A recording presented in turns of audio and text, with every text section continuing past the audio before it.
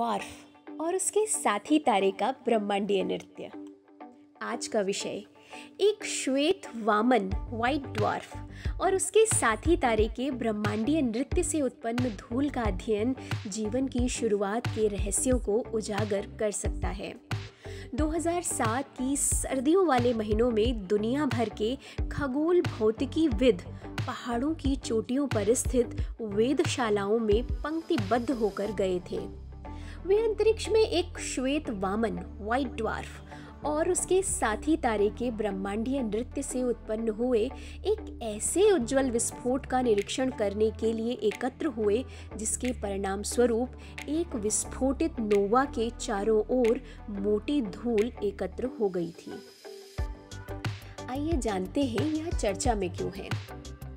SN. Bose centre for basic science के वैज्ञानिक doctor R.K. दास और उनकी टीम, जिसने इस अध्ययन के लिए खुद को माउंट आबू वेधशाला राजस्थान में तैनात कर लिया था, ने गोवा V1280 स्कॉर्पी नामक विस्फोटित नोवा को देखा और यह पाया कि इस घटना के एक महीने बाद इस नोवा के चारों ओर एक मोटी धूल की परत बन गई, जो अगले लगभग 250 दिनों के लिए बनी ही रही।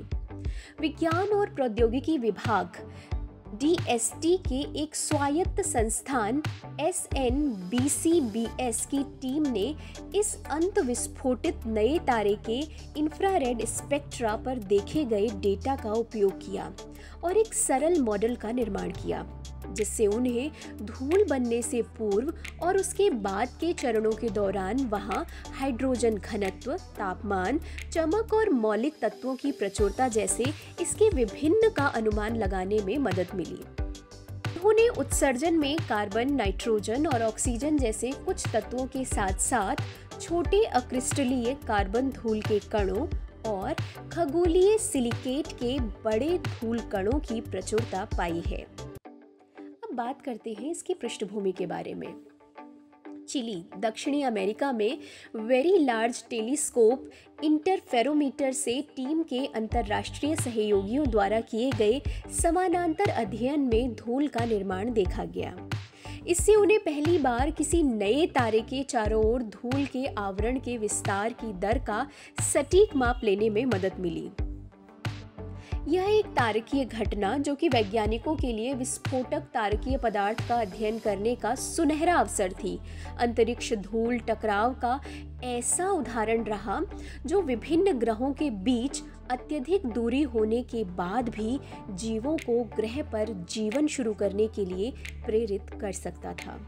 नए तारों की धूल के उनके अध्ययन से ऐसी धूल की प्रकृति और विशेषताओं एवं उससे संबंधित प्रक्रियाओं को समझने में मदद मिल सकती है। क्या है ब्रह्मांडीय धूल या अतिरिक्त स्थलीय धूल? नए तारों से उत्सर्जन के दौरान प्रतिकूल वातावरण में ब्रह्मांडीय धूल या अतिरिक्त स्थलीय धूल का निर्माण होना कई वर्षों से एक खुला प्रश्न रहा है। इस प्रकार की सैकड़ों किलोग्राम धूल प्रतिदिन पृथ्वी पर गिरती है। हालांकि ऐसी धूल के निर्माण, उसकी प्रकृति और संरचना को अभी तक ठीक से समझा नहीं गया है। डॉक्टर दास ने समझाया कि तारों के बीच धूल, जिसे बनने में आमतौर पर कुछ हजार साल लगते हैं, की तुलना में नोवा इजेक्टा के दौरान धूल का बनना कोई सामान्य घटना नहीं है।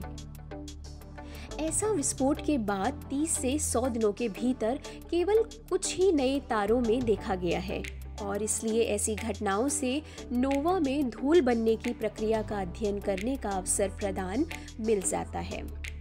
इस टीम ने एक विस्तृत श्रृंखला में मापदंडों में बदलाव किया और प्रत्येक मॉडल के लिए वर्णक्रम उत्पन्न करने वाले 50,000 से अधिक मॉडलों का निर्माण किया। अंत में उन्होंने देखे गए स्पेक्ट्रम को बनाए गए मॉडलों के साथ सही प्रकार से मिलाने का कार्य किया। सर्वोत्तम रूप से मिलान किए गए प्रारूप से उन्होंने विस्फोट पूर्व और उसके बाद के धूल निर्माण चरण के दौरान मापदंडों का अनुमान लगाया। धूल उत्पन्न करने वाले नए तारों की इतनी व्यापक तरीके से मॉडलिंग पहले कभी नहीं की गई थी। इस संपूर्ण प्रक्रिया में कई साल लग गए। एस्ट्रोफिजिकल जर्नल का अध्ययन। सौर मानकों की तुलना में विस्फोटित नवतारों के पूर्व धूल चरण में समस्थानिकों की उच्च प्रचुरता के अलावा वैज्ञानिकों ने धूल पश्चात चरण की अवस्था में हुए उत्सर्जन में विद्यमान छोटे अक्रिस्टलीय कार्बन धूल के कणों और बड़े खगोलीय सिलिकेट धूल के कणों का मिश्रण पाया। मिश्रित सुगंधित स्निग्ध संरचना वाले अक्रिस्टलीय कार्बनिक ठोस जैसे कुछ जटिल कार्बनिक यौगिक भी पाए गए, जो सितारों और ग्रहों में आणविक बादल के निर्माण में महत्वपूर्ण भूमिका निभाते हैं। यह अध्ययन हाल ही में जर्नल एस्ट्रोफिजिकल जर्नल में प्रकाशित हुआ है। टीम ने सुझाव दिया है कि जैसे जैसे V1280 स्कॉर्पिनोवा के धूल के आवरण का विस्तार जारी रहेगा, ये धूल के कण अंततः अंतरतारकीय पदार्थ के साथ मिलते जाएंगे, लेकिन इस प्रक्रिया में हजारों साल लगेंगे, जो कि ब्रह्मांडीय समय के पैमाने में एक छोटी सी समयावधि है।